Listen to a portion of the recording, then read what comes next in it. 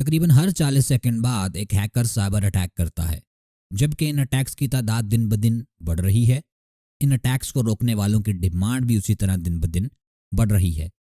और इन अटैक्स को रोकते कौन है? इन अटैक्स को एथिकल हैकर्स रोकते हैं। आपने हैकर की टर्म तो सुनी होगी, ठीक है। जब भी हैकर की टर्म आपको सुनाई देती है या आपके जहन में आती है, आपके जहन में एक ही चीज आती है, बैड गाइज, ठीक है, बुरे लोग, या तो जो डाटा जो स्टील कर लेते हैं, ठीक है, या फिर जो क्रेडिट कार्ड इंफॉर्मेशन स्टील करके जो है उसे यूज करते हैं, बैंक अकाउंट्स वगैरह हैक कर लेते हैं, सोशल मीडिया अकाउंट्स या फिर जो हैक करते हैं, फेसबुक हो गया, व्हाट्सएप हो गया, वगैरह वगैरह। लेकिन इसके साथ एक और भी टर्म है एथिकल की, ठीक है। हैकर की टर्म तो है, लेकिन इसके साथ एथिकल की भी टर्म है। एथिकल का मतलब होता है वो इंसान जो कि ट्रूथफुल हो, सच बोलता हो, ऑनेस्ट हो, ठीक है। ये सोसाइटी का बुरा नहीं चाहता, ये सोसाइटी का अच्छा ही चाहता है। जैसे हैकर की टर्म आने पे आपके जहन में बैड गाइज का आता है, एथिकल वो बंदा होता है जो एक अच्छा इंसान होता है। तो ये टर्म जो है एथिकल हैकर्स की जब इकट्ठी होती है तो मतलब एक अच्छा इंसान जो सोसाइटी का भला चाहता है, लेकिन उसके पास हैकिंग की स्किल भी होती है। मैं आपको इसकी मिसाल देता हूं एक। फॉर एग्जाम्पल, आपके पास एक फोन है, ठीक है, आपके पास फोन है, उस फोन में आपका डाटा वगैरह है, ठीक है, आपकी इंफॉर्मेशन है, पिक्चर्स वगैरह हैं। इसमें अब ये होता है कि कोई अगर हैकर है, कोई बुरा हैकर है, वो आपके फोन को हैक करके आपका डाटा स्टील कर लेगा। जैसे आपकी पिक्चर्स वगैरह हो गई, वीडियोस वगैरह हो गई, आपके मैसेजेस वगैरह देख सकेगा। अगर आपके मोबाइल में कोई अकाउंट्स हैं, जैसे कि बैंक अकाउंट्स, मोबाइल वॉलेट्स हैं, इजी पैसा वगैरह, उसकी भी एक्सेस वो ले सकता है। मतलब कि ये जो हैकर होगा वो आपके मोबाइल को हैक करके आपके वैल्यूएबल डाटा तक जो है उसकी रसाई पहुंच जाएगी। इसमें यह होगा कि आपको नॉलेज नहीं होगा, ठीक है। स्टार्टिंग में जब आप हैक हुए होंगे तो आपको इसका नॉलेज नहीं होगा और आपने परमिशन भी नहीं दी होगी उस बंदे को जिसने आपका डाटा वगैरह हैक किया है। मतलब no permission and no knowledge. लेकिन एक और सिनेरियो देखते हैं। आपके पास फोन है, ठीक है, आपके पास फोन है, उसमें आपका डाटा वगैरह है, ठीक है, मैसेजेस वगैरह हैं। आपको अभी उसका पासवर्ड भूल गए, ठीक है, आपको आपने जो पिन लगाया हुआ है या पासवर्ड लगाया हुआ है वो आपको भूल गया है। आपके फोन के अंदर आपका डाटा है, आपकी पिक्चर्स हैं, आपके मैसेजेस वगैरह हैं इसमें, ठीक है, और आप नहीं चाहते कि ये कुछ भी डिलीट हो। आप चाहते हो कि आपको आपके फोन तक का रिसाई मिल जाए किसी तरीके से। तो आप क्या करोगे? ठीक है, ये एक हैकर कर सकता है। आपके फोन की सिक्योरिटी को ब्रेक हैकर एक कर सकता है। इसमें यह होगा, आप एथिकल हैकर से हेल्प ले सकते हो। आप किसी एथिकल हैकर को हायर कर सकते हो, उसकी सर्विसेज वगैरह को खरीद सकते हो। इसमें यह होगा कि आपको नॉलेज होगा, आपको इसका नॉलेज होगा और आपने इसमें इसको परमिशन दी होगी कि भाई मैं चाहता हूं कि आप मेरे फोन की जो सिक्योरिटी है उसे ब्रेक करो, ठीक है। वो आपके फोन की सिक्योरिटी ब्रेक करेगा, लेकिन आपके नॉलेज के साथ फर्स्ट ऑफ ऑल वो करेगा और आपकी परमिशन के साथ वो करेगा। मतलब कि ये टोटली लीगल होगा, जबकि ये ऊपर वाला जो था ये एक इलीगल एक्टिविटी थी। इसमें मैं आपको एक और भी मिसाल देता हूं। फॉर एग्जाम्पल, एक भाईजान वेबसाइट है, ठीक है, एक वेबसाइट है। फॉर एग्जाम्पल हम मान लेते हैं कि ये फेसबुक है, ठीक है। अब एक बुरा इंसान है, एक बैड गाय है, ठीक है, एक बुरा बैड गाय या फिर बैड हैकर है। वो इस वेबसाइट में उसे कोई वीकनेस मिलती है, किसी साइड से उसे कोई वीकनेस मिलती है जिसकी मदद से वो इस वेबसाइट के अंदर जो है वो दाखिल हो सकता है। मैं जब इस पे अकाउंट बनाता हूं तो मेरा ईमेल होता है इस वेबसाइट के पास, ठीक है, ये फेसबुक मैंने सिर्फ एग्जांपल ली है। मेरा पासवर्ड होता है इसके पास, ठीक है, और इन सम केसेस कुछ वेबसाइट्स होती हैं कि जिसमें आपके क्रेडिट कार्ड या डेबिट कार्ड की डिटेल्स भी मौजूद होती हैं। ये जो हैकर होगा, ये जब हैक करेगा, इसके पास ठीक है डाटा होगा वेबसाइट का। फर्स्ट ऑफ ऑल जो बैक एंड पे सर्वर्स वगैरह रन हो रहे होते हैं उसकी सारी इंफॉर्मेशन होगी। हर एक यूज़र का ईमेल होगा इसके पास, हर एक यूज़र का जो है इसके पास पासवर्ड होगा। किसी वेबसाइट पर लाखों करोड़ों अकाउंट होते हैं, अगर हैकर कोई उस वेबसाइट में एंटर हो जाता है तो उसके पास वो सारी इंफॉर्मेशन जो है वो आ जाती है, वो एक्सेस कर सकता है। अब आगे ये जो चीज़ें हैं वो आगे सेल भी कर सकता है, या फिर वो खुद भी इन्हें यूज़ कर सकता है, या फिर वो इन सारी चीज़ों को जो है वो डैमेज भी कर सकता है, मतलब सारी चीज़ों को डिलीट भी कर सकता है और वेबसाइट पे कुछ भी नहीं रहेगा। अभी एक और सिनेरियो में एक वेबसाइट है, कोई भी वेबसाइट ये हो सकती है, उसमें डाटा है। वेबसाइट का जो ओनर होगा वो हायर करेगा एथिकल हैकर को, ठीक है, वो हायर करेगा एक अच्छे हैकर को और उसे बोलेगा कि भाई मेरी ये जो वेबसाइट है इसको तुम सिक्योर करो। सिक्योर किससे करना है? सिक्योर इस बैड गाय से करना है, ताकि मेरी वेबसाइट इतनी सिक्योर हो, अगर कोई बुरा हैकर जो है वो हमारी वेबसाइट को विजिट करता है उसे कोई वीकनेस ना मिले, ठीक है, क्योंकि हर वेबसाइट में कोई ना कोई वीकनेस होती है जब तक उसे सिक्योर नहीं किया जाता। तो उसे कोई वीकनेस ना मिले, ताकि अगर कोई हमारे ऊपर फ्यूचर में अटैक करे तो हमारे पास कोई भी वीकनेस ना हो और वो वेबसाइट के अंदर दाखिल ना हो सके और वेबसाइट जो है वो कंप्लीटली सिक्योर हो। जो वेबसाइट ओनर होता है वो हायर करता है एथिकल हैकर्स को, अच्छे हैकर्स को। अभी थोड़ा डिटेल में देखते हैं हैकिंग की टर्म को। ओरिजिन इसका क्या है, ये शुरू कहां से हुआ है? तो हैकिंग की जो टर्म है वो ओरिजिनेट हुई है MIT यूनिवर्सिटी से, ठीक है। MIT यूनिवर्सिटी है अमेरिका में। 1960 में जो है 1960s में जो है ये टर्म ओरिजिनेट हुई थी वहां पर पहली दफा। इनिशियली जो है इसका मतलब ये था कि वो इंडिविजुअल्स जो कंप्यूटर टेक्नोलॉजी को एक्सप्लोर करने में इंटरेस्टेड हैं। आप अगर कंप्यूटर को यूज़ करते हैं, मे बी आप यूट्यूब देखते हो, मे बी आप कोई मूवी देख लेते हो या थोड़ा बहुत काम कर लेते होंगे, ठीक है, लेकिन ये वो लोग थे जो कंप्यूटर टेक्नोलॉजी को एक्सप्लोर कर रहे थे, ये सॉफ्टवेयर को इम्प्रूव करना चाहते थे। ये देख रहे थे कि भाई सॉफ्टवेयर में लूप होल्स कहाँ पर हैं, ठीक है, कहाँ पर ये सॉफ्टवेयर वीक है, इसे कैसे इम्प्रूव किया जा सकता है। लेकिन जैसे जैसे हैकिंग की जो टेक्निक्स वगैरह हैं वो आम होती गई, इंटरनेट आया, सबको पता लगने लगा, तो सारे लोग अच्छे जो है वो नहीं रहे, बुरे लोग भी इसमें शामिल होने लगे। बुरे लोगों के पास भी इसका नॉलेज आने लगा हैकिंग का, और वो गलत काम करने लगे। इसीलिए हैकिंग की जो अब टर्म यूज होती है वो नेगेटिव वे में ली जाती है। आज हैकर्स जो हैं वो ब्रॉडली कैटेगराइज हैं दो कैटेगरीज में, एथिकल हैकर्स और black hat hackers. Ethical hackers को व्हाइट हैट हैकर्स भी बोला जाता है। हैकर्स की बहुत सारी टाइप्स हैं, लेकिन मेनली इनकी जो टाइप्स हैं वो तीन ही हैं, black hat hackers, white hat hackers जिन्हें एथिकल हैकर्स भी बोला जाता है, और grey hat hackers. Black hat hackers कौन से होते हैं ये देखते हैं। ब्लैक हैट हैकर्स जो होते हैं ये अनऑथोराइज्ड एक्सेस लेने में इंटरेस्टेड होते हैं, ठीक है, अनऑथोराइज्ड एक्सेस। अब इसका क्या मतलब है?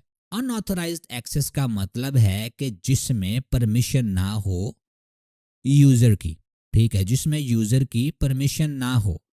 अगर मेरा फोन है तो मेरी परमिशन के बगैर अगर कोई हैकर उसमें आता है तो वो अनऑथोराइज्ड एक्सेस होगी, वो ऑथोराइज्ड एक्सेस नहीं होगी। और सिर्फ फोन की ही बात नहीं, सिस्टम्स हो गए, नेटवर्क्स हो गए, डाटा हो गया। ब्लैक हैट हैकर जो होते हैं इनकी अनऑथराइज्ड एक्सेस लेते हैं यूजर की परमिशन के बगैर। उसके बाद इनकी जो इंटेंट होती है, इंटेंशन जो होती है इनकी, वो मलिशियस होती है, मतलब बुरी होती है। वो एक्सप्लॉइट करते हैं, एंटर होते हैं डिवाइसेस में, सिस्टम्स में मलिशियस पर्पसेस के लिए, जैसे कि डाटा को स्टील करने के लिए, सेंसिटिव इंफॉर्मेशन को स्टील करने के लिए, सर्विसेज को रोकने के लिए, या फिर डैमेज करने के लिए सिस्टम को, नेटवर्क को, या फिर किसी डिवाइस को। मतलब कि इनकी इंटेंशंस अच्छी नहीं होती। उसके बाद ये इलीगल एक्टिविटीज करते हैं, इनकी जो एक्टिविटीज़ होती हैं वो पर्सनल गेन के लिए होती हैं, चाहे इन्हें पैसे चाहिए होते हैं या ये केओस कॉज करते हैं। फॉर एग्जांपल अगले बंदे को डिस्टर्ब करने के लिए उसकी सर्विसेज वगैरह को डाउन कर देते हैं, रिमूव कर देते हैं, डैमेज कर देते हैं। एंड इन मोस्ट केसेस ये ब्लैकमेल भी करते हैं। फॉर एग्जांपल किसी की पिक्चर्स वगैरह को अनऑथोराइज एक्सेस करके ये उस बंदे को ब्लैकमेल भी करते हैं, या फिर कोई डाटा इनके पास जो सेंसिटिव हो उसकी मदद से उस बंदे को ब्लैकमेल करते हैं। इनकी स्पेसिफिक ऑब्जेक्टिव्स होती हैं जो कि इनके पर्सनल गेन के लिए होती हैं। उसके बाद इनके पास टेक्निकल एक्सपर्टीज होती हैं। ठीक है, ये कोई नॉर्मल हैकर्स नहीं होते, और भी बहुत सारी एग्जाम्स होती हैं हैकर्स की जिन्हें इतना नॉलेज नहीं होता, लेकिन जो ब्लैक हैट हैकर्स होते हैं वो एक्सपर्ट होते हैं। उनके पास एडवांस टेक्निकल स्किल्स होती हैं। ठीक है, उनके पास प्रोग्रामिंग का नॉलेज भी होता है, वो वीकनेसेस वगैरह को एक्सप्लॉइट करना भी जानते हैं। एंड ये मत सोचिएगा कि ये वो लोग होते हैं जो यूट्यूब से ट्यूटोरियल्स वगैरह देख के आगे बढ़ते हैं। इनके पास बहुत ज़्यादा नॉलेज होता है। ये अपने ट्रैक्स जो हैं वो रिमूव करना भी जानते हैं। फॉर एग्जांपल इन्होंने किसी वेबसाइट को हैक किया है तो ये अपने ट्रैक्स को कवर कर सकते हैं। उस वेबसाइट ओनर को नहीं पता होगा कि किसने हैक किया है, क्योंकि ये अपने ट्रैक्स पीछे नहीं छोड़ते। एंड समटाइम्स अथॉरिटीज को भी इसकी इंफॉर्मेशन नहीं होती। अगर कोई इन्हें ट्रैक करने की कोशिश करता है तो ये ट्रैक नहीं होते। ज़्यादातर ब्लैक हैट हैकर्स जो हैं वो हो जाते हैं ट्रैक, क्योंकि जो एक चोर होता है वो पीछे कुछ ना कुछ ऐसा छोड़ देता है जिसकी मदद से उस तक पहुंचा जा सकता है। तो मोस्ट केसेस में ये ट्रैक हो जाते हैं, लेकिन ये पूरी कोशिश करते हैं कि इनके जो ट्रैक्स हैं उन्हें ये रिमूव कर दें, पीछे ये कुछ छोड़े ना। उसके बाद आते हैं हमारे पास वाइट हैट हैकर्स। अभी वाइट हैट हैकर्स जो होते हैं वो एथिकल गार्डियंस होते हैं। ठीक है, वो अच्छे लोग होते हैं। ये अपनी स्किल्स को यूज करते हैं डिफेंड करने के लिए, प्रोटेक्ट करने के लिए साइबर अटैक्स के अगेंस्ट। या अपने आप को हो सकता है ये प्रोटेक्ट कर रहे हैं, डिफेंड कर रहे हैं, या किसी बिजनेस को कर रहे हैं, या किसी कंपनी को जिसके लिए वर्क कर रहे हैं, या फिर इन जनरल ये साइबर स्पेस को जो है वो सिक्योर करना चाहते हैं।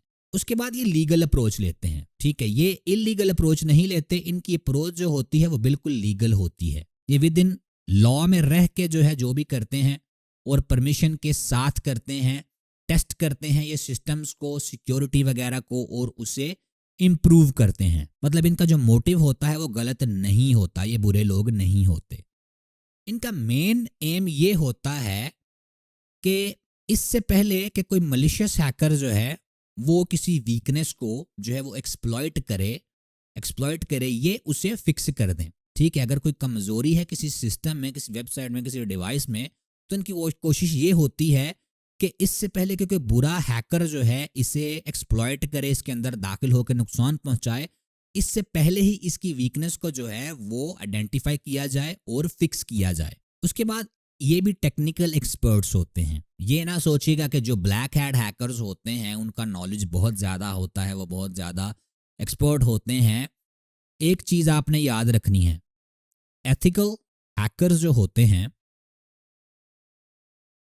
उनका skill set black hat hackers जैसा ही होता है। मोटिव डिफरेंट हो सकता है, क्योंकि ब्लैक हैट हैकर जो होता है वो अपने पर्सनल गेन के लिए करता है और नुकसान पहुंचाता है, लेकिन एथिकल हैकर जो होते हैं वो अपने पर्सनल गेन के लिए तो करते हैं उस तरह नहीं, लेकिन वो फॉर एग्जांपल परमिशन से करते हैं। किसी कंपनी ने उन्हें हायर किया है, पर्सनल गेन तो उनका होता है कि भाई उन्हें भी पैसे मिले, लेकिन वो सब कुछ लॉ के अंदर रह के करते हैं।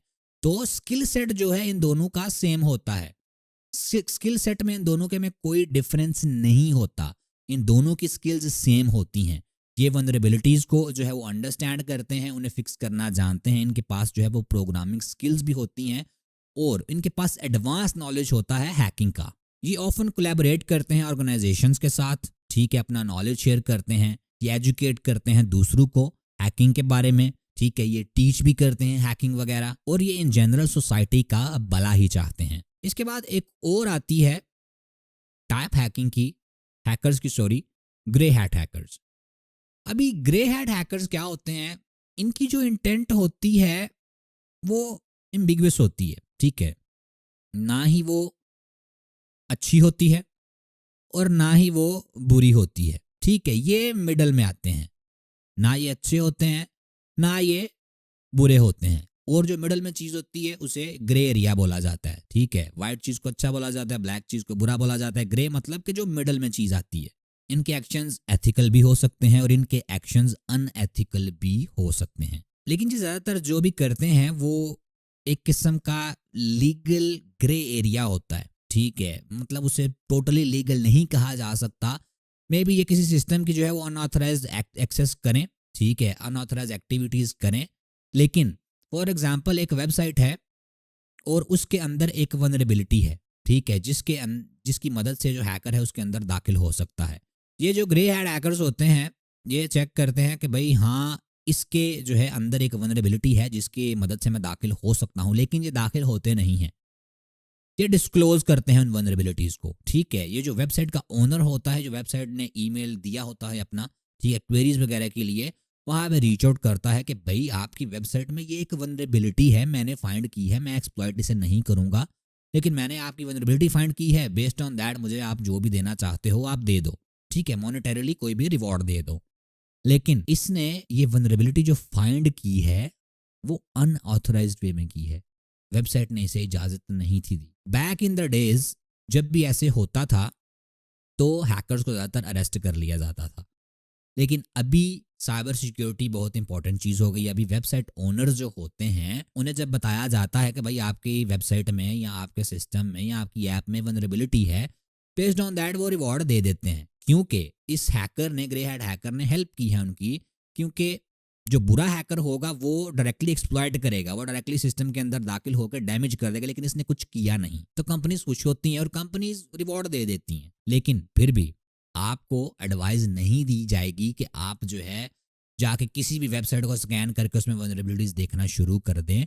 सारी की सारी कंपनीज एक जैसी नहीं होती। उसके बाद आता है इनके जो मोटिव्स होते हैं वो मिक्स्ड होते हैं। ज़्यादातर ये जो हैकर्स होते हैं या तो ये क्यूरियस होते हैं, ठीक है, या फिर ये पेमेंट की डिमांड करते हैं इश्यूज को फिक्स करने के लिए। अगर वेबसाइट में कोई वीकनेस है, कोई कमजोरी है, तो उसको फिक्स करने के लिए ये पेमेंट की डिमांड भी करते हैं। उसके बाद इनके एक्शन जो होते हैं वो वैलिड होते हैं, ये अपने बेनिफिट के लिए जो है जो भी करते हैं वो करते हैं, और एक्सेस जो ये लेते हैं वो अनऑथोराइज्ड ही होती है। ये आपने चीज़ याद रखनी है कि जो ग्रे हैट हैकर्स होते हैं एक्सेस वो अनऑथोराइज्ड ही लेते हैं, वो ऑथोराइज्ड एक्सेस नहीं लेते, क्योंकि कंपनी ने उनको परमिशन नहीं दी होती कि हमारी वेबसाइट को आप स्कैन करें, इसके अंदर कोई वीकनेस वगैरह ढूंढें। इनके बारे में कंट्रोवर्शियल डिबेट्स भी हैं, ठीक है, कि कुछ लोगों के हिसाब से ये लोग अच्छे होते हैं, कुछ लोगों के हिसाब से ये लोग बुरे होते हैं, ठीक है, क्योंकि जैसे आपने देखा जो ब्लैक हैट हैकर्स हैं वो तो सबको पता है भाई बुरे होते हैं, व्हाइट हैट हैकर्स जो हैं वो सबको पता है अच्छे होते हैं। लेकिन इनके बारे में कुछ लोगों की राय एक है, कुछ लोगों की राय एक है, तो ये मिडिल ग्राउंड में आते हैं। और एक चीज़ का आपको पता ही होगा, जो हैकर्स होते हैं, बुरे हैकर्स होते हैं, वो वायरस वगैरह की मदद से सिस्टम के अंदर दाखिल होते हैं, सिस्टम का डाटा वगैरह जो है वो डैमेज करते हैं। वायरस के बारे में ज़्यादातर लोगों को पता ही होगा, चाहे आपको साइबर सिक्योरिटी का नॉलेज है, एथिकल हैकिंग नॉलेज है या नहीं। तो चलें उसे डिस्कस करते हैं। मालवेयर, वायरस का तो आपको पता होगा, ठीक है, वायरस बहुत ही वाइडली यूज्ड टर्म है, ठीक है। ये जो कंप्यूटर वायरस होता है ज़्यादा लोगों को पता होता है क्या है। मालवेयर का शायद आपको पता ना हो। मालवेयर जो है वो लफ्ज़ दो लफ्ज़ों से निकला है, मलिशियस सॉफ्टवेयर। सॉफ्टवेयर आपने यूज़ किया होगा, फोटोशॉप एक सॉफ्टवेयर है, वो एक अच्छे काम के लिए यूज़ किया जाता है, फोटो की मैनिपुलेशन वगैरह की जाती है। मैं अभी पावर पॉइंट यूज़ कर रहा हूँ ये स्लाइड्स के लिए, तो ये एक अच्छा सॉफ्टवेयर। लेकिन जो मलिशियस सॉफ्टवेयर होता है वो बुरे इंटेंशन के लिए यूज़ किया जाता है, वो सॉफ्टवेयर डैमेज कॉज करता है, नुकसान पहुंचाता है। मलिशियस सॉफ्टवेयर जो है, जिसे मालवेयर भी बोला जाता है, ये इस तरह का सॉफ्टवेयर होता है जो आपके कंप्यूटर को हार्म करता है, आपकी इंफॉर्मेशन को स्टील कर सकता है, या फिर आपके डे टू डे जो भी आप वर्क कर रहे हैं उसे डिसरप्ट कर सकता है, रोक सकता है, उसमें रुकावट डाल सकता है। मालवेयर जो है उसकी काफ़ी सारी टाइप्स होती हैं, मैं कुछ टाइप्स जो हैं वो यहाँ पर लिस्ट करता हूँ। Virus, worm, Trojan horse, ransomware and spyware. Virus को देखते हैं कि वायरस किस तरह वर्क करता है। वायरस जो होता है वो सेल्फ रेप्लिकेटिंग होता है। सेल्फ रेप्लिकेटिंग मीन्स ये अपने आप को कॉपी कर सकता है और स्प्रेड कर सकता है सिस्टम के अंदर या फिर दूसरे सिस्टम्स के अंदर जो कि नेटवर्क पर कनेक्टेड हैं। नेटवर्क पे कनेक्टेड सिस्टम का मतलब ये होता है, फॉर एग्जांपल आपके घर में भाई एक राउटर लगा हुआ है, उसके साथ आपका पीसी कनेक्टेड है, उसके साथ आपका मोबाइल फ़ोन कनेक्टेड है, उसके साथ आपके भाई का भी कंप्यूटर कनेक्टेड है, उसके साथ आपके भाई का जो है वो फ़ोन भी कनेक्टेड है। तो ये एक नेटवर्क है, ठीक है, ये एक नेटवर्क होता है जिसके साथ अलग अलग सिस्टम्स कनेक्टेड हैं। अगर आपके कोई नेबर हैं, ठीक है, उनके घर में भी एक राउटर लगा हुआ है, उनके साथ भी सिस्टम वगैरह कनेक्टेड हैं, तो वो नेटवर्क में नहीं आएगा, वो आएगा इंटरनेट में। ठीक है, वो इंटरनेट में आएगा, वो नेटवर्क नहीं होगा, वो इंटरनेटवर्किंग होगी, इंटरनेट होगा वो। लेकिन one thing that you should know कि उनका वो नेटवर्क ही है, उनका इंटरनेट नहीं। अगर आपका नेटवर्क उनके साथ बात करता है तो उसे इंटरनेट बोला जाता है। तो वायरस जो होता है वो स्प्रेड कर सकता है सिस्टम्स में और दूसरे कंप्यूटर्स में जो कि नेटवर्क पे कनेक्टेड होते हैं। इसकी जो इंटेंट होती है, इंटेंशन होती है, वो मलिशियस होती है। ठीक है, ये हार्म को कॉज करना चाहते हैं, ऑपरेशंस को डिसरप्ट करना चाहते हैं। फॉर एग्जांपल, अगर आप पावर पॉइंट यूज़ करते हैं किसी वर्क के लिए, आपका पावर पॉइंट ओपन ही नहीं होगा। ठीक है, अगर वो आपके सिस्टम में वायरस आ जाता है तो आपके जो डे टू डे ऑपरेशंस होंगे वो डिसरप्ट हो जाएंगे। ठीक है, ये डाटा भी स्टील किया जा सकता है वायरस की मदद से। हैकर्स जो होते हैं वो वायरस की मदद से डाटा भी स्टील करते हैं। ये अनऑथराइज्ड एक्सेस लेने के लिए भी यूज़ होता है, यूज़र की या विक्टिम की। उसके बाद इसके स्प्रेड मैकेनिज्म जो होता है वो इस तरह होता है कि ये इन्फेक्टेड फाइल्स के थ्रू जो है वो स्प्रेड होता है। फॉर एग्जांपल, आपके पास एक फोल्डर है, उसमें एक फाइल है, ठीक है, उसमें एक और भी फाइल है और एक और 4 फाइल्स हैं। ठीक है, ये वाली जो फाइल है इसके साथ वायरस है। अगर आप इस फाइल को ओपन करते हो तो चांसेस है कि ये वाली फाइल इनको भी जो है वो इन्फेक्ट कर दे, इनके साथ भी जो वायरस है वो आ जाए। और ये जो फाइल्स हैं वो कहाँ पर हैं? ठीक है, ये एक फोल्डर सा बना हुआ है, एक और फोल्डर है, एक और फोल्डर है, क्योंकि ये जो फोल्डर्स हैं ये अलग एक डायरेक्टरी में, फॉर एग्जांपल आपकी डी ड्राइव में हो सकता है या फिर आपकी सी ड्राइव में ये फोल्डर हो सकते हैं। अगर इस फोल्डर में ये 3 फाइल्स हैं, ठीक है, 4 फाइल्स हैं, इनके साथ वायरस है, आप ओपन करते हैं, वो इनको इफेक्ट कर सकता है। मतलब कि ये जो फोल्डर होगा इन्फेक्ट हो जाएगा।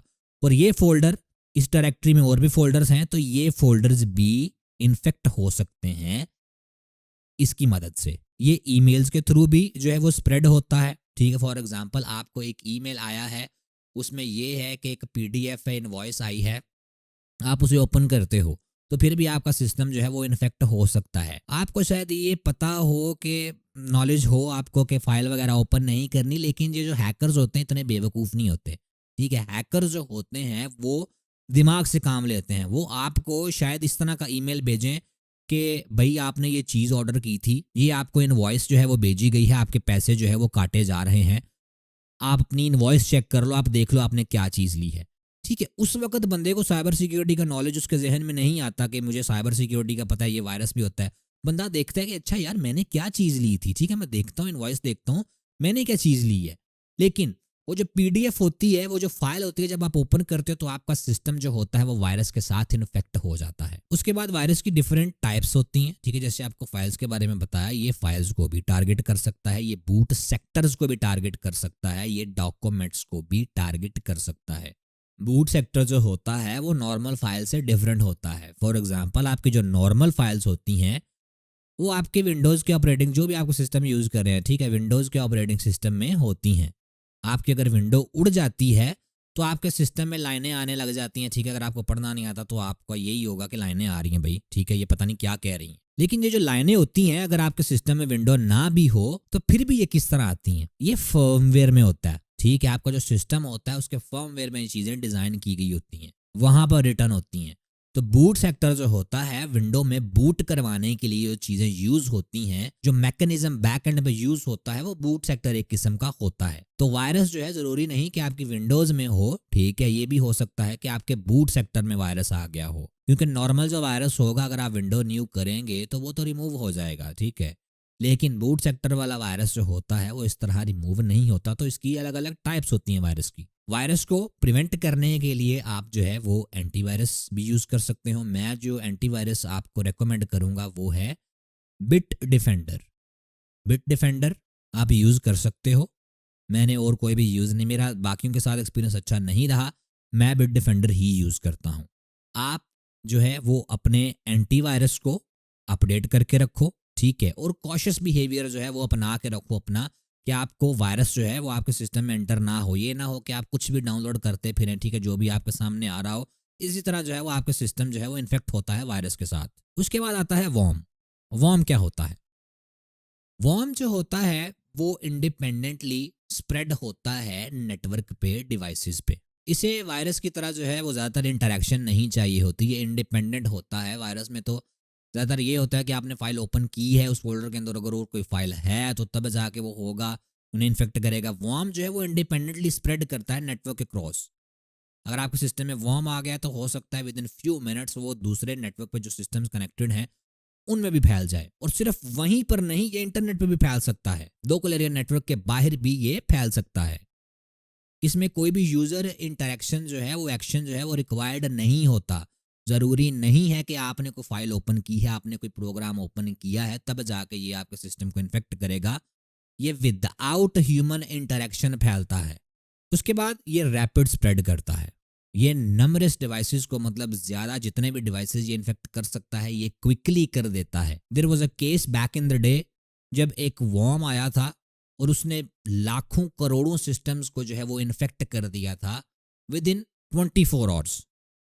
तो ये इंटरनेट पे भी फैल सकता है, ये रैपिडली फैलता है। उसके बाद ये मलिशियस एक्टिविटीज के लिए यूज होता है, ठीक है, ये नेटवर्क को बहुत ज़्यादा स्लो कर सकता है, ये डाटा को स्टील करने के लिए भी यूज़ होता है और सिस्टम को डिसरप्ट करने के लिए भी ये यूज़ होता है। डिसरप्ट मतलब हालत डालना। उसके बाद इसके प्रिवेंशन के लिए आपको फायरवॉल्स जो है वो यूज़ करने होंगे, ठीक है। सारे एंटीवायरस में फायरवॉल नहीं मौजूद होता, ठीक है, सारे जो एंटीवायरस होते हैं उसमें फायरवॉल वाली जो फैसिलिटी होती है वो मौजूद नहीं होती।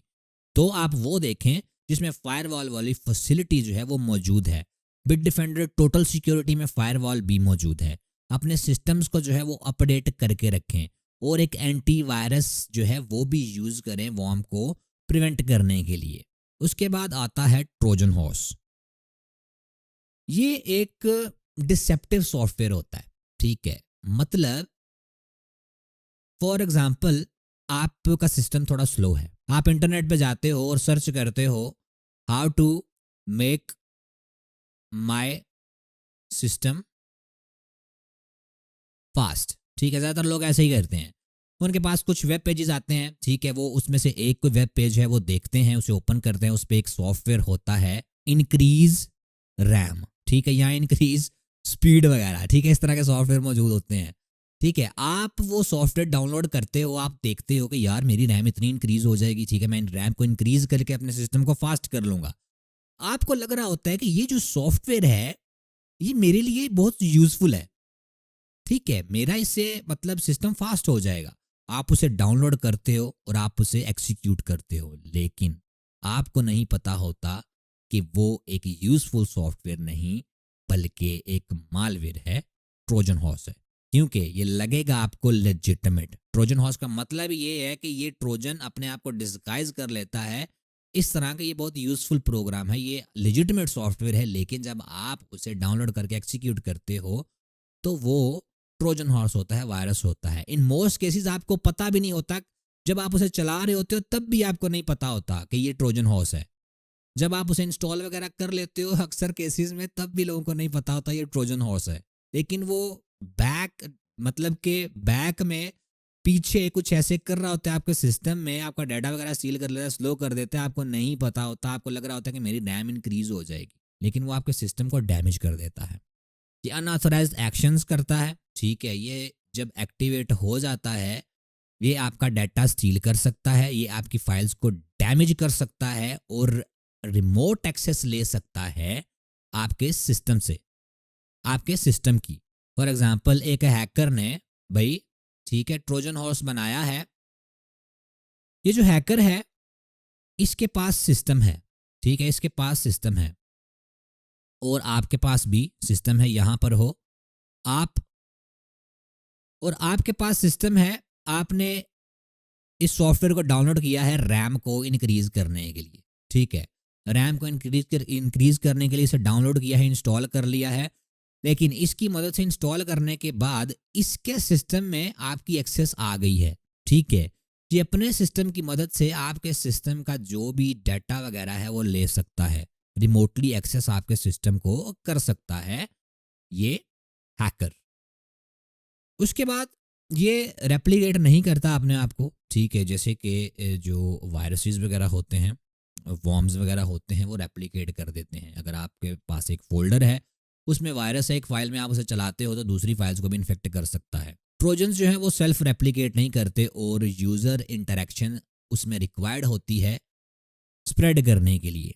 फॉर एग्जांपल, अगर आप सिर्फ डाउनलोड करेंगे उस सॉफ्टवेयर को, उसे रख देंगे तो उसमें कुछ भी नहीं होगा। जब तक आप उसे इंस्टॉल नहीं करेंगे तो कुछ भी नहीं होगा। उसके बाद इसके पर्पसेस जो हो सकते हैं वो वैलिड हो सकते हैं। ठीक है, इसकी जो एक्टिविटीज़ हो सकती है वो मलिशियस भी हो सकती है। ठीक है, ये आप पे स्पाई भी कर सकता है, या फिर अगर ये ट्रोजन हॉर्स जो है ये आपके सिस्टम के अंदर मालवेयर भी दूसरे किस्म का इंस्टॉल कर सकता है, ये आपके सिस्टम के अंदर वायरस भी इंस्टॉल कर सकता है, ये आपके सिस्टम के अंदर वॉर्म भी इंस्टॉल कर सकता है। ज़्यादातर ट्रोजन हॉर्स जो यूज़ किए जाते हैं वो इसीलिए यूज़ करते हैं हैकर्स के सिस्टम किसी के अंदर कोई वायरस जो है वो डाला जा सके, वॉर्म डाला जा सके, कोई और मालवेयर डाला जा सके, क्योंकि आपके हिसाब से तो आपके सिस्टम की रैम इंक्रीज हो रही है, लेकिन बैक इन द एंड वो बहुत कुछ कर रहा है। उसके बाद प्रिवेंशन मेजर्स इसके ये हैं कि जब भी कुछ भी डाउनलोड करें वो ध्यान से करें। ठीक है, और रेप्यूटेबल जो है वो एंटीवायरस यूज़ करें। ठीक है, कोई भी एंटीवायरस यूज़ ना करें। ठीक है, गूगल पे जाके सर्च करते हैं ज़्यादातर लोग के एंटीवायरस, और जो भी उनके पास पहला रिजल्ट आता है वो कर लेते हैं, शायद वो एंटीवायरस खुद एक वायरस हो। ठीक है, तो जो टॉप एंटीवायरस है वो यूज़ करें। मेरा एक्सपीरियंस बिट डिफेंडर के साथ बहुत अच्छा है, मैं सिर्फ और सिर्फ बिट डिफेंडर यूज़ करता हूँ, लेकिन मेरी ना आप माने। ठीक है, आपको जो अच्छा लगता है आप अपने हिसाब से करें। बिट डिफेंडर जो है वो टॉप 3 में आता है और बहुत अच्छा सॉफ्टवेयर है, बहुत अच्छा एंटीवायरस है। उसके साथ अपने सिस्टम को रेगुलरली अपडेट करें। ठीक है, अपनी जो विंडोज़ हैं वो उन्हें अपडेट करें। अक्सर ये होता है कि जो स्टूडेंट्स होते हैं, जो लोग होते हैं, वो जब विंडोज़ अपडेट होने लगती है वो स्किप कर देते हैं। ठीक है, इस तरह ना करें। विंडोज़ जब आपकी अपडेट होती हैं तो माइक्रोसॉफ्ट जो इस तरह करता है कि वो देखता है कौन कौन सी वीकनेस है विंडो में, कौन कौन सी जो है वो वल्नरेबिलिटी है, वो उन्हें फिक्स कर देता है। आपका सिस्टम जो है वो और सिक्योर हो जाता है। तो अपडेट्स जो होती हैं वो मस्ट करें अपने सिस्टम को। उसके बाद आता है मालवेयर की टाइप रैंसमवेयर। रैंसमवेयर जो है वो फाइल्स को इनक्रिप्ट करता है, यूजर्स को लॉक भी कर देता है सिस्टम से, और पेमेंट की डिमांड करता है एक्सेस को रिस्टोर करने के लिए। फॉर एग्जाम्पल, ये हो भाई आप, ठीक है, और आप हो एक विक्टिम। आप विक्टिम हो, आपके पास है सिस्टम, आपके पास है कंप्यूटर, आपका बहुत ही जो है ना वो यूजफुल डाटा है सी ड्राइव में पड़ा हुआ। ठीक है, आपकी बैंक डिटेल्स हैं, आपकी पिक्चर्स हैं, आपका वैल्यूएबल डाटा है। रैंसमवेयर जो होगा जब वो एक्टिवेट होगा आपके सिस्टम के अंदर, तो वो सारी की सारी जो चीज़ें होंगी वो लॉक हो जाएंगी। ठीक है, ये मैंने लॉक बनाया अपनी तरफ से, 8 बन गए, इग्नोर दैट। ठीक है, वो सारी की सारी चीज़ें जो होंगी आपकी वो लॉक हो जाएंगी। इसकी एक की होगी। ठीक है, ये चीज़ें जो होगी ये इनक्रिप्ट हो जाएंगी।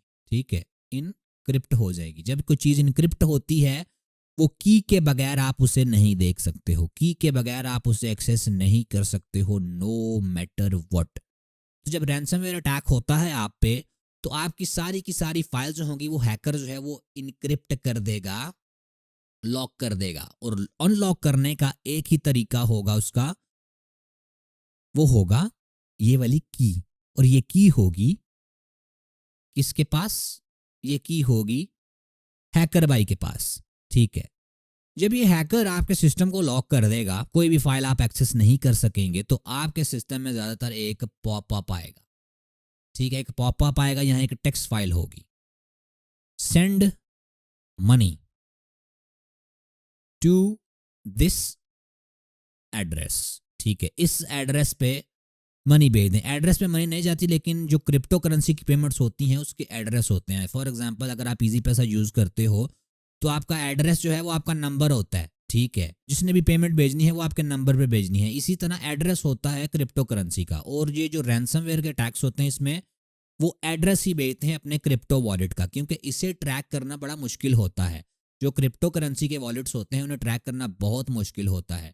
Normally day to day use में अगर आप बैंक यूज़ करते हो, मोबाइल अकाउंट यूज़ करते हो, तो आपका आईडी कार्ड लेते हैं, वो आपका प्रॉपर एड्रेस लेते हैं, सारी इन्फॉर्मेशन आपकी लेते हैं, तब जाके अकाउंट क्रिएट किया जाता है। लेकिन यहाँ पर कोई भी क्रिप्टो करेंसी का जो है वॉलेट बना सकता है, कोई भी जो है वो पैसे कहीं से भी ले सकता है। तो ज़्यादातर ये जो अटैक्स करते हैं, इसके बाद ये एक एड्रेस देते हैं कि इस एड्रेस पे पैसे भेजें और यहाँ पर इस ईमेल वगैरह पे या यहाँ पर डिटेल भेजें, तो आपकी जो फाइल्स होंगी वो अनलॉक कर दी जाएंगी। लेकिन करते नहीं है ये, पैसे भेजने के बाद भी ये फाइल्स को डिक्रिप्ट नहीं करते, ये फाइल्स को इनक्रिप्ट करते हैं एक्सटॉर्शन के लिए, जैसे आपको बताया है। इनक्रिप्ट करते हैं एक की मदद से, ठीक है, और उसकी के बगैर आप उस डाटा को नहीं ले सकते, ठीक है। आप उस डाटा की एक्सेस आप नहीं ले सकते जब तक आपकी वो फाइल्स डिक्रिप्ट नहीं होगी। क्रिप्टो करेंसी में ये पेमेंट्स लेते हैं, और रैंसम जब तक आप नहीं देते ये फाइल्स को आपको डिक्रिप्ट नहीं करते, और 99% ऑफ द केसेस में ये पैसे देने के बाद भी आपकी फाइल्स को डिक्रिप्ट नहीं करेंगे। तो दो नुकसान आपके होने हैं अगर आपने पैसे दिए, एक आपके पैसे जाएंगे, दूसरा आपकी फाइल्स जाएंगी। और अगर आप पैसे नहीं देंगे तो तब आपका सिर्फ एक ही नुकसान होगा। इसीलिए इसके जो मेजर होता है वो ये होता है कि अपने डाटा को बैकअप लाजमी करके रखें। जब आपका डाटा बैकअप होगा, अगर आपकी फाइल्स जो है वो इनक्रिप्ट हो गई हैं, तो आप बैकअप से और फाइल्स को जो है वो एक्सेस कर सकते हो। ये स्प्रेड होता है वेरियस तरीकों से, ईमेल अटैचमेंट्स की मदद से ये स्प्रेड होता है, कॉम्प्रोमाइज्ड वेबसाइट्स की मदद से ये जो है स्प्रेड हो सकता है। फॉर एग्जांपल, एक आपकी वेबसाइट है जो आप डेली यूज़ करते हो, ठीक है, आप डेली उस वेबसाइट को यूज़ करते हो, वहाँ पर आप इन्फॉर्मेशन लेते हो, ठीक है, मतलब काम करते हो, यहाँ आपने अकाउंट बनाया हुआ है। अगर वो वेबसाइट हैक हो चुकी है, आपको नहीं पता, आपके हिसाब से वो वेबसाइट बिल्कुल ठीक है और वेबसाइट है भी ठीक, लेकिन हैकर ने हैक कर ली है वो वेबसाइट, अभी वो वेबसाइट उसके कंट्रोल में है, वो उस वेबसाइट की मदद से आपको हैक कर सकता है, आप पे रैंसमवेयर अटैक जो है वो कर सकता है। उसके बाद इसका बहुत सीरियस इम्पैक्ट होता है बिजनेसेस पे, सेंसिटिव डाटा पे, और फाइनेंशियल लॉस भी बहुत ज़्यादा होता है। मे बी आप एक इंडिविजुअल हो, ठीक है, आप एक इंडिविजुअल हो, आपको कोई हैकर जो है वो आप पे रैंसमवेयर अटैक करता है, वो कहता है कि भाई मुझे जो है ना वो $45 आप भेज दो, ठीक है, मुझे $45 आप भेज दो, मैं आपका जो डाटा है वो डिक्रिप्ट कर दूंगा। ज़्यादातर करते नहीं है, लेकिन कोई अगर बड़ा बिजनेस है, ठीक है, तो करोड़ों की मांग करते हैं हैकर्स जो है वो करोड़ों की मांग करते हैं कि हमें इतने पैसे चाहिए, तब जाके हम आपके जो है ना वो वेबसाइट या सेंसिटिव डाटा जो है उसे छोड़ेंगे या फिर डिक्रिप्ट करेंगे। ऐसे बहुत सारे केसेस जो हैं वो हो चुके हैं, और बहुत सारे केसेस के बाद हैकर्स को जेल ही होती है।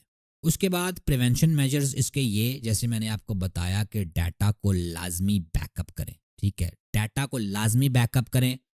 चाहे आप साइबर सिक्योरिटी के सबसे बड़े एक्सपर्ट हो अपने मोहल्ले में, अपनी सिटी में, अपनी कंट्री में, पूरी दुनिया में, फिर भी अपना जो डाटा है वो रेगुलरली बैकअप करें, क्योंकि जब रैंसमवेयर अटैक होगा आप पे तो ज़्यादातर 99% चांसेस ये हैं कि आपका डाटा जो है वो लॉस्ट हो जाएगा, वो डाटा वापस आपका नहीं होगा। दूसरा, सिक्योरिटी सॉफ्टवेयर कोई अच्छा यूज़ करें, जैसे कि बिटडिफेंडर टोटल सिक्योरिटी। अपने सिस्टम को रेगुलरली अपडेट करें, और अगर आपकी कोई कंपनी है तो आप अपने यूज़र्स को, आप अपने जो आपके लिए लोग काम कर रहे हैं उनको साइबर सिक्योरिटी का नॉलेज दें, अपने यूज़र्स को ट्रेन करें कि किस तरह इन अटैक्स से बचा जा सकता है। लेकिन आप उन्हें कैसे ट्रेन करेंगे जब आपको खुद नहीं पता होगा? तो पहले खुद ध्यान से जो है वो वेबसाइट्स वगैरह को विजिट करें, कुछ भी डाउनलोड ना करें जो भी आपके सामने आता है। उसके बाद बात आती है स्पाईवेयर की। स्पाईवेयर जो है वो यूज़ किया जाता है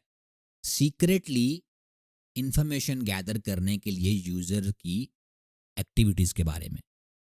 ये आपने नोटिस करना है, यहाँ पे देखना है सीक्रेटली। स्पाईवेयर में जो यूज़र होता है, जो विक्टिम होता है, उसे नहीं पता होता कि उसकी एक्टिविटीज़ जो हैं वो गैदर की जा रही हैं। यहाँ जो हैकर है, कीबोर्ड की जो स्ट्रोक्स हैं उसकी लॉग रखता है स्पाईवेयर में, ठीक है। फॉर एग्जांपल, यहाँ पर अगर आप फेसबुक पे गए हैं, यहाँ पर एक फील्ड होती है लॉगिन की, सॉरी ईमेल की, और नीचे वाली फील्ड होती है पासवर्ड की, ठीक है। आप इस पे जो भी टाइप करते हो, आप अपने जो क्रेडेंशियल्स हैं इस पे अपने कीबोर्ड की मदद से टाइप करते हो। अगर आपके सिस्टम के अंदर स्पाईवेयर है तो हैकर आपकी की स्ट्रोक्स देख सकता है। उसके सिस्टम में आपका ईमेल भी लगा होगा, ठीक है, उसके सामने आ रहा होगा ये ईमेल इसने लगाया और ये इसने पासवर्ड लगाया है। या फिर हैकर जो है वो आपका वेबकैम जो है उसे भी स्पाई कर सकता है, आपको नहीं पता, लेकिन वो शायद आपके लैपटॉप से आपको देख रहा हो। इसलिए अभी जो लेटेस्ट जितने भी ज़्यादातर जो लैपटॉप्स आते हैं उनमें एक फिजिकल स्विच होता है। वो फिजिकल स्विच जब ऑफ करते हैं तो जो वेब कैम होता है उस पर करंट जाना बंद हो जाती है, ठीक है, वो वर्क नहीं करता जो भी हो जाए। उसके बाद ये जो इंस्टॉलेशन होती है इसकी, ठीक है, वो स्टेल्थी होती है। यूज़र को नहीं पता होता कि उसके सिस्टम में जो है वो मालवेयर इंस्टॉल हुआ है। ये फ्री सॉफ्टवेयर की मदद से ज़्यादातर होता है, ठीक है। आपको इंटरनेट पे जो फ्री सॉफ्टवेयर नज़र आते होंगे, जैसे हमने ट्रोजन हॉर्स के एग्जांपल में पढ़ा है कि अपनी रैम इंक्रीज करें, ये करें वो करें, और यूज़र जो है वो कुछ भी कर लेते हैं। ज़्यादातर ये उनके लिए भी आता है जो सर्च करते कोई paid software. For example paid software है फोटोशॉप। फोटोशॉप जो है वो पेड सॉफ्टवेयर है, यूज़र सर्च करता है डाउनलोड फोटोशॉप फॉर फ्री, उसके पास पहला जो लिंक आता है वो डाउनलोड करता है, इंस्टॉल करता है, और वो स्पाईवेयर होता है, और उसका कैमरा भी हैकर के पास चला जाता है, देख सकता है वो उसे, और उसकी जो स्ट्रोक्स, कीबोर्ड स्ट्रोक्स होती हैं वो भी देख सकता है, और बहुत कुछ वो देख सकता है। और ये मलिशियस लिंक्स की मदद से भी जो है वो फैल सकता है। तो हर एक लिंक पे क्लिक मत करें। उसके बाद ये क्या क्या ट्रैक कर सकता है, ये ब्राउजिंग हैबिट्स ट्रैक कर सकता है कि आप किस किस वेबसाइट पर गए हो। ये की स्ट्रोक्स ट्रैक कर सकता है कि आप अपने सिस्टम पे जो है वो क्या क्या टाइप कर रहे हो। ये लॉग इन क्रेडेंशियल्स भी ट्रैक कर सकता है। लॉग इन क्रेडेंशियल्स आपका यूज़र नेम पासवर्ड होता है, ठीक है, किसी भी अगर वेबसाइट पे या कुछ भी आपका कहीं पर भी आपने लॉग इन करना होता है तो आपका यूज़र नेम पासवर्ड जो है वो क्रेडेंशियल होते हैं आपके। ये दूसरा सेंसिटिव डाटा जो है वो भी उसकी रसाई भी ले सकता है, ठीक है। फॉर एग्जांपल अगर आपकी पिक्चर्स वगैरह हैं या वीडियोस वगैरह जो भी, ठीक है, जो आपका सेंसिटिव डाटा है, और ये मलिशियस पर्पस के लिए यूज़ किया जा सकता है। उसके बाद इसमें आपकी प्राइवेसी जो होगी वो ज़ीरो हो जाएगी। आपको लग रहा होगा कि आप अपने कमरे में बैठे हो, ठीक है, और आप कुछ कर रहे हो, लेकिन आपका वेबकैम जो होगा स्पाईवेयर की मदद से हैकर के पास होगा, वो देख रहा होगा आपको, आप जो भी टाइप कर रहे हो, जिससे भी बात कर रहे हो, जो भी कर रहे हो उसके बारे में इसे नॉलेज होगा। स्पाईवेयर में ज़रूरी नहीं सिर्फ वेबकैम ही जो है उसकी एक्सेस हो, आपकी माइक्रोफोन की एक्सेस भी उसके पास जा सकती है, ठीक है। वो सुन भी सकता है कि आप क्या बोल रहे हो कमरे में, और ये आपकी आइडेंटिटी को भी चुरा सकता है, और आपको फाइनेंशियल लॉस भी हो सकता है इसकी मदद से। क्योंकि आप अपने सिस्टम में अगर किसी बैंक अकाउंट को लॉगिन वगैरह करते हो या किसी एप्लीकेशन को लॉगिन करते हो तो इसे पता होगा आप किस एप्लीकेशन को लॉगिन कर रहे हो, कैसे लॉगिन कर रहे हो, क्या आपका यूज़र नेम पासवर्ड है। उसके बाद इसके प्रिवेंशन मेजर्स जो हैं उसमें एंटीवायरस सॉफ्टवेयर आता है। एक अच्छा एंटीवायरस सॉफ्टवेयर यूज़ करें। अनट्रस्टेड जो सोर्सेज हैं वहाँ से डाउनलोड करना बंद करें, ठीक है, सिर्फ ट्रस्टेड सोर्सेज से डाउनलोड करें। और अपने सिस्टम को जो है वो रेगुलरली स्कैन करें, हर हफ्ते या हर 14 दिन बाद अपने सिस्टम को रेगुलरली स्कैन करें।